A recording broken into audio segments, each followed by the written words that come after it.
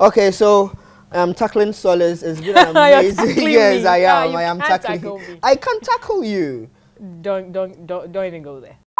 It's been an amazing World Cup. You know, Germany are out, by the way, and I know that. You just had to rub that in. Yes, I had to, because it really hurts you that Germany are out of it.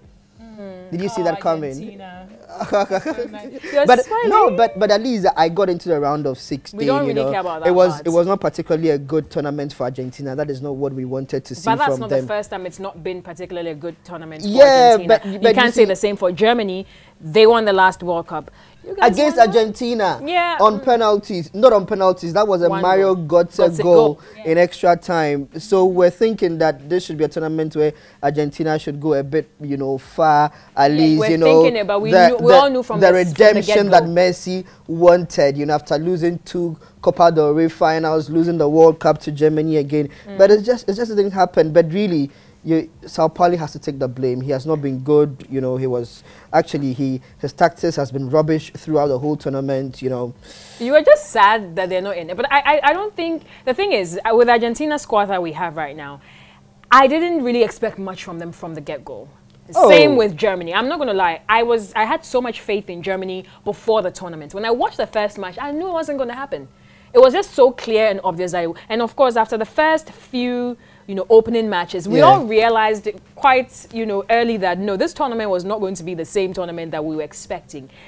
I said on Twitter the last time that it's a type of tournament that you will forget all the FIFA rankings and the big names, because everybody is being made a fool of. Of course, and Russia has shown us that, you know, as host nation. And look at the way they did it in style against Saudi Arabia, but against Spain, almighty Spain. You understand? And for Juba, you know, to just not crumble under pressure, to take that penalty in front of, you know, a packed stadium and over 130 million Russians watching on TV and all of that. It was really incredible to just to say the least. But I think that, you know, we're seeing a very good tournament. The goals have come. Tournament and a lot of penalty. I think we have about 27 or so. Yeah, and that's what VAR was hoping to achieve, and VAR has achieved that. A lot of these penalties we have seen in this World Cup has been a result of, you know, referees going back to consult the video assistant referee, you know, having the replays again and seeing them. But we've been complaining too much as Africans. I don't know why, but we have benefited from it. Nigeria benefited from it. True. You know, when Mascherano pulled down, you know, Idion Igalo and all of that. I think we're just this tournament in particular, we have been gravely disappointed because we've complained in the past that we've been in the group of death. I don't think there's any group of death, honestly, in this tournament, mainly because those so-called giants have been slain by the Davids in their group. So you can't really call any group like a group of death that was so scary, because even the champions were scared in their group. So we, as Africans, we did not have a good excuse this time. We had so many opportunities. It's been disappointing. Morocco, Egypt, Nigeria, and then finally Senegal. We have been disappointed, and we can't blame it on anything else but ourselves. I got so infuriated, you know, by that Senegal game. It was just unbelievable the way there was no sense of urgency from them to know that they needed to win that game. I think you saw that video, the footage of the guy who was standing in the Ghana game. It was just beyond me. He was leaning against the post like he's waiting. Like somebody tweeted that he was waiting for the bus at the bus stop. And there was a corner, and that was a corner that got the goal. It was just crazy. The guy has his hands wrapped around his waist. And then he's like that. He's standing there as if he was waiting for his girlfriend, or as if he was waiting to catch a train, you know, from the train station or something. I'm saying that, you know, how do you defend like that when I think he was obviously absent. That's the corner that they took. When you know that, you know, a crucial moment. It's a crucial moment. All you need to do is just end yourself a draw. And Colombia, you know, wow, the way Yerry Mina, you know, got up to hit that ball was wonderful too as well. And you see, and what amazes me is that when you look at the replays again, he was actually looking at it and still like staring. That. He didn't even move.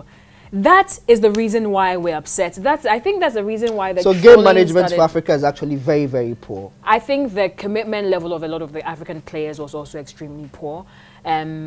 And that is what, you know, that sometimes you're eliminated, but you can tell, you can hit your chest and say, you know what, I played football. I look at the Iceland team. They might have been knocked out of the group stages, but they played really well. They did so well. Their game Japan against Argentina. is out. Against they went out yesterday against Belgium. That it was a fantastic game. And you cannot say Japan did not play well. At the end of the day, they did. Experience beat them because they lost it at the end. Because but actually, in the end, they should have just managed that corner very well. Waste a little bit of time, and it could have gone into extra time, and anything could have happened if it went on to penalties. It would have been an open game. But it is a tournament that we must be happy about the way some of the young lads have done. Yes. And I say that in particular because of the way we have seen Kylian Mbappe play in this tournament. You know, to me, he looks like the man who is taking over from Cristiano Ronaldo and Messi, no doubt about it. But the others who say that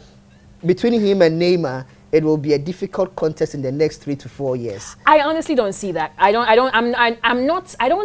think Neymar is an incredible player, but he leaves so much to be desired most of the time. Sometimes you just feel like he can do so much more. And he scored a goal yesterday. He scored a goal yesterday against Mexico. He provided the assist again. Let me give you the feeling. Do you remember the feeling you had back in the day when Ronaldinho was playing?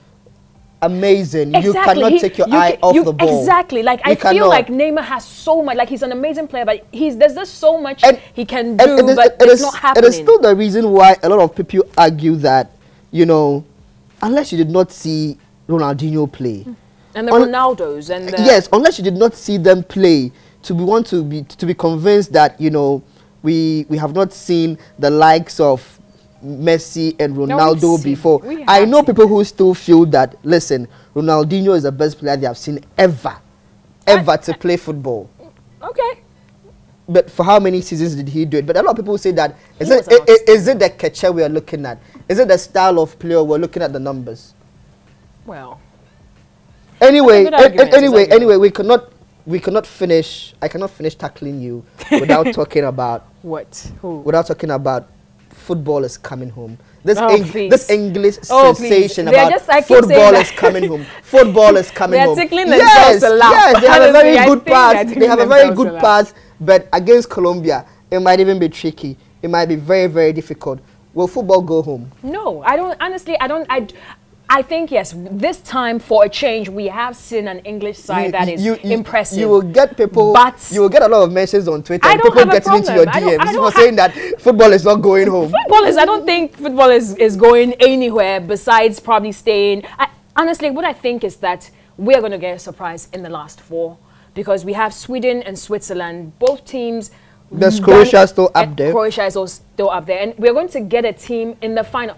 Brazil has a better chance because Brazil seems to be a bit comfortable in themselves. But they must finish that game against Belgium for us to believe that that is the truth. And I honestly have refrained from predicting, I think, from the second round of matches in the group stage because I have been solely impressed and disappointed at the same time. And so I said Argentina before the start of the tournament. I said Germany. They didn't even go. So both of us are out of the tournament. We are out of the tournament. Yeah, but we must pick at least a team who can get to the final. And I think that if any team can do it, I think that I am tipping this France team to go all the way. With the way they played, the force, the pace and everything, they knew how to destroy Argentina. And they should be able to do that against any team. You see, it's difficult for me to actually pick one team, mainly because when you look at the pattern of the World Cup so far, you've had teams that have been phenomenal against some teams and then terrible against other teams. Yes, France might have walloped Argentina. It wasn't an easy thing, though. Yeah, that's what we have to remember.